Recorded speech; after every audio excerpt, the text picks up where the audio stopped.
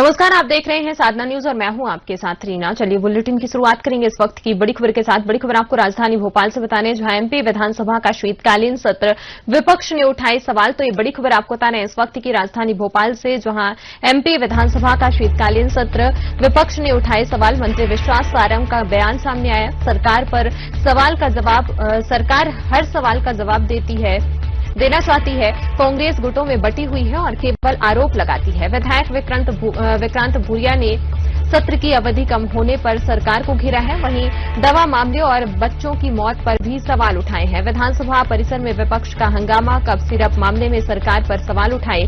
नेता प्रतिपक्ष की अगुवाई में कांग्रेस विधायकों का धरना। मंत्री राकेश सिंह ने कहा, यह कांग्रेस की हार की बौखलाहट है। कफ सिरप मामले पर सरकार ने संवेदनशीलता के साथ काम किया। मैं स्वयं और मुख्यमंत्री जी भी वहां पर पहुंचे, हर पीड़ित और प्रभावित को राहत पहुंचाई। कांग्रेस विधायक अनुभा मुंजारे ने स्वास्थ्य मंत्री के इस्तीफे की मांग की है। कहा, छिंदवाड़ा परासिया में बच्चों की मौत सरकार की जिम्मेदारी।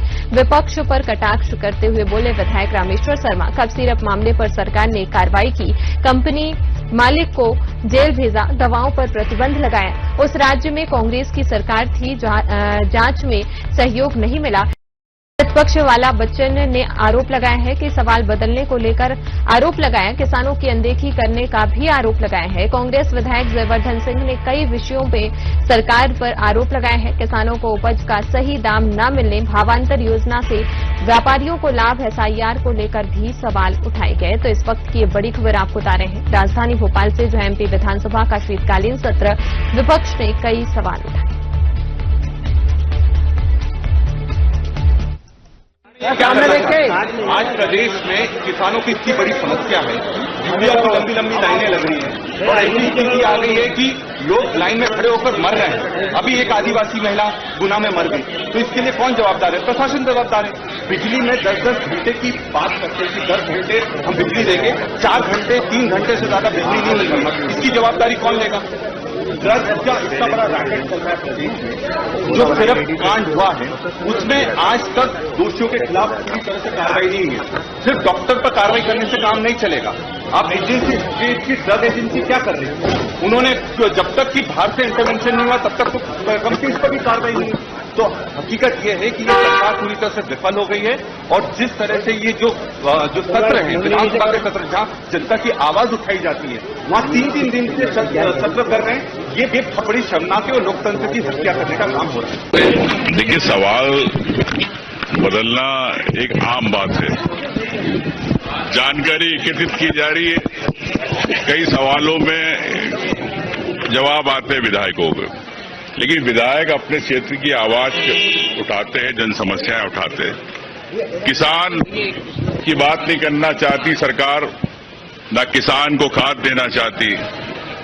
किसान परेशान है, न किसानों का आप समर्थन मूल्य पे आप खरीदना चाहते हैं।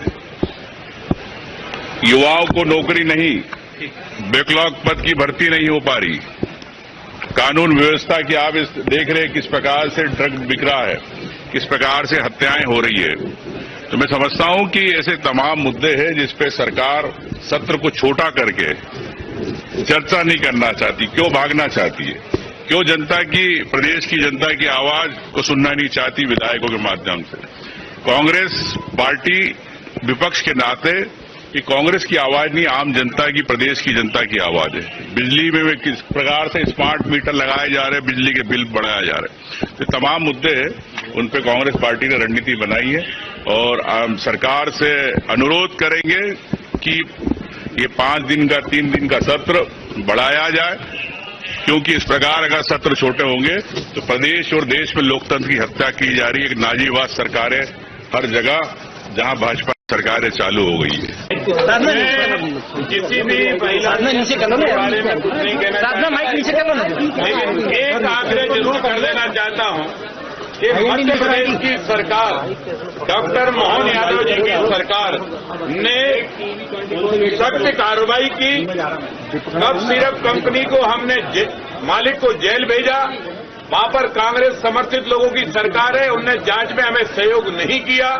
इसके बाद भी हम लगातार प्रेशर करते रहे और उस अपराधी को पकड़कर हमने जेल में डाला और पूरी दवाएं उसकी बैन कर दी और हमने कंपनी को हमारे मध्य प्रदेश से टर्मिनेट कर दिया और सरकार ने सभी दूर उच्च स्तर के जांच के निर्देश जारी किए और सरकार ने विभागों को भी जांच के निर्देश जारी किए हैं कि इस मामले में हर हमेशा सतर्कता बरती जाए।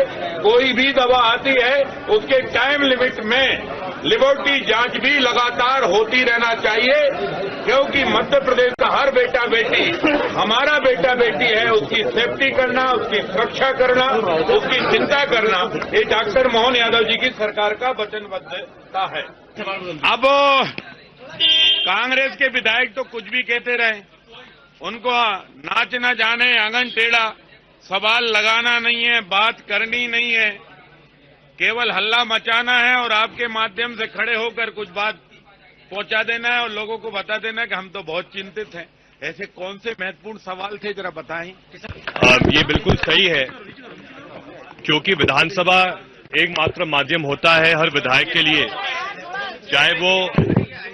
चाहे वो विधायक सत्ता पक्ष का हो, चाहे वो विधायक विपक्ष का हो।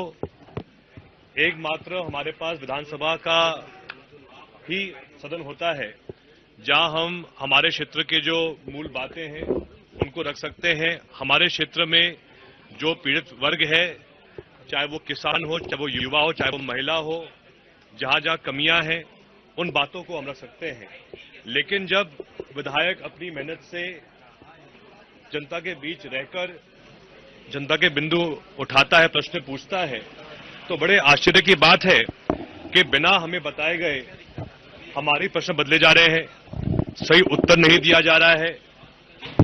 यहां तक कि हम अनेकों ध्यानाकर्षण लगाते हैं, कॉलिंग अटेंशन नोटिस, लेकिन जो हम सूचना भेजते हैं वो सूचना विभाग तक पहुंचती नहीं है। आप कल्पना कीजिए कितना गंभीर विषय है। जो ऐसे विधायक हैं जो निर्वाचित हैं 1-1 लाख मतदाताओं के माध्यम से, हमारी बात नहीं सामने आ पा रही विधानसभा के अंदर।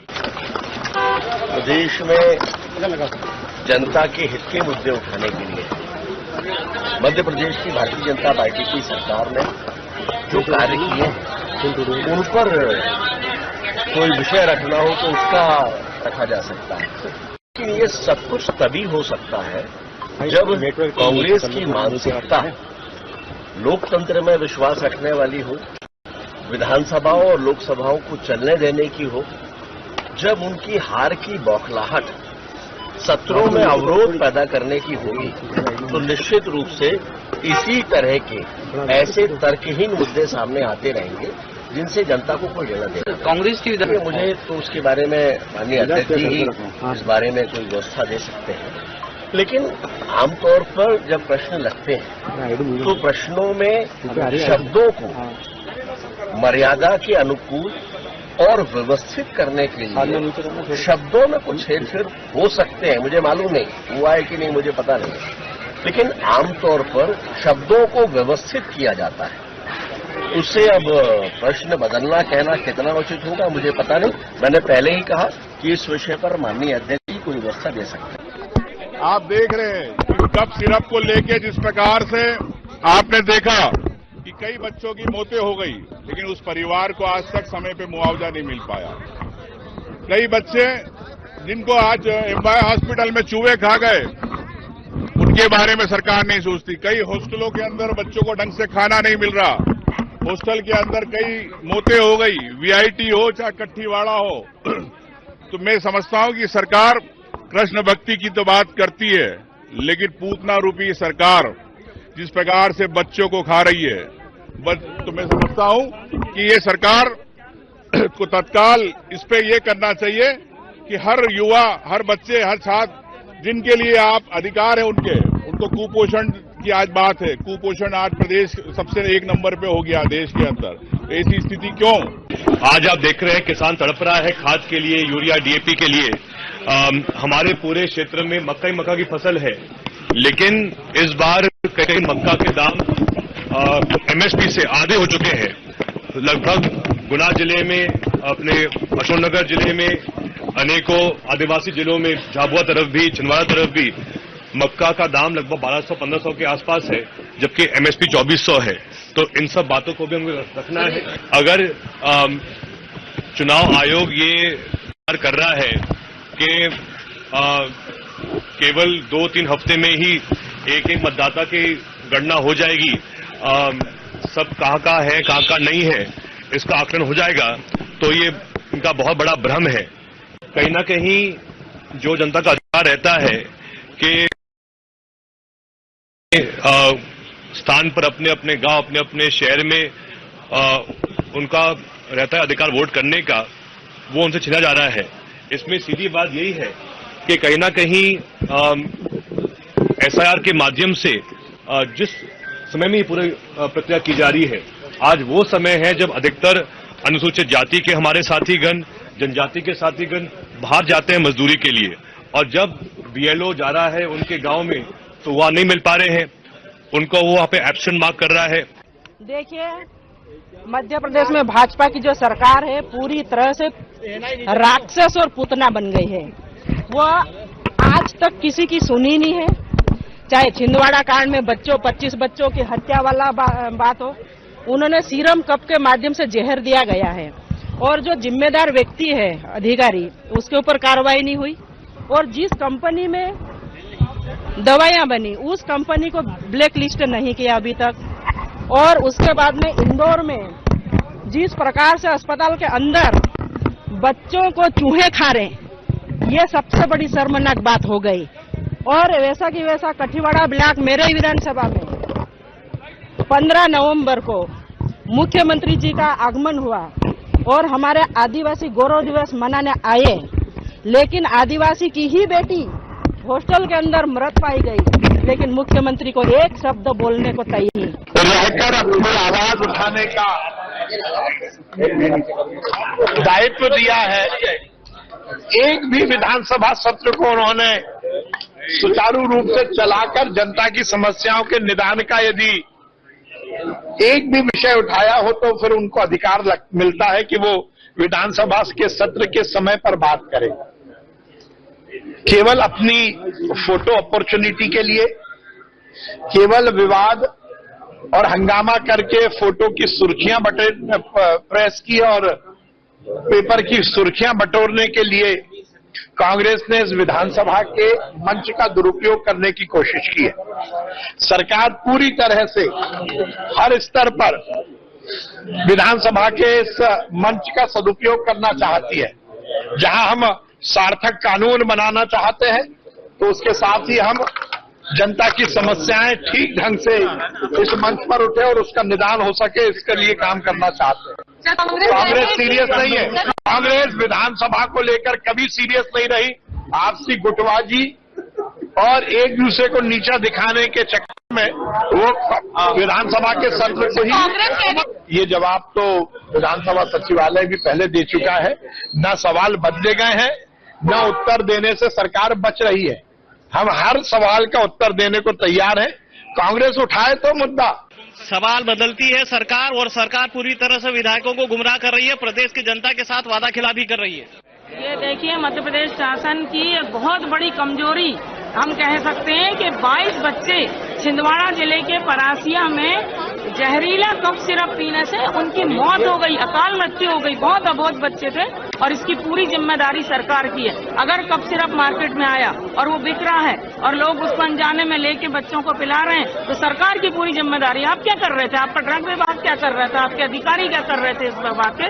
तो सरकार को अपनी इस अक्षमता पे क्षोभ व्यक्त करना चाहिए, पीड़ित परिजनों के प्रति संवेदना व्यक्त करना चाहिए। और जो दोषी, मुख्य रूप से मैं कहूंगी स्वास्थ्य मंत्री दोषी है, राजेंद्र शुक्ला जी जो मुख्यमंत्री भी हैं और स्वास्थ्य मंत्री भी हैं हमारे मध्य प्रदेश शासन के, नैतिकता के आधार पर इस पूरे घटनाक्रम की जिम्मेदारी उनकी है। उनको अपने ऊपर लेना चाहिए और अपने पद से तत्काल इस्तीफा दे देना चाहिए।